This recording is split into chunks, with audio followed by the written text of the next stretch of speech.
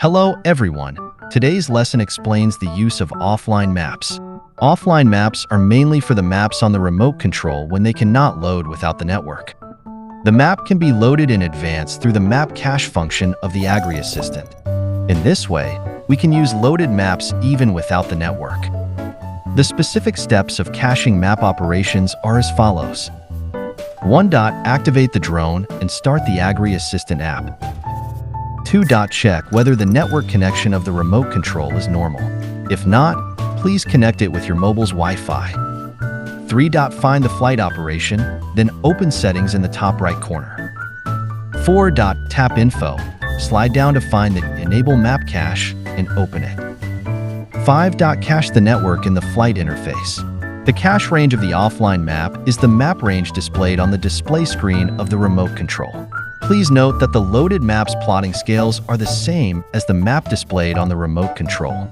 If you want to make the map appear clearer when enlarged, please make the map on the screen to its maximum size when you have network connection. 6. Wait for all the maps that need to be cached to load. Tap Exit Cache on the right side of the screen.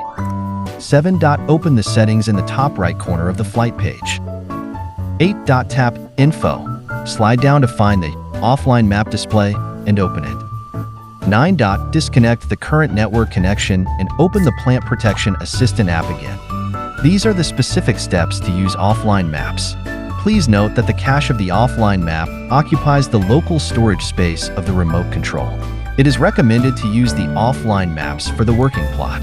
If the cache map is too large leads to the remote control being stuck, you can delete the cached offline maps in the settings page. The specific steps of deleting cached map operations are as follows. 1. Start the Plant Protection Assistant app. Find the flight operation, then open settings in the top right corner. Tap Info, slide down to find the map cache clear, and open it. That's the end of this lesson. Follow the Topxgun channel to unlock more plant protection skills.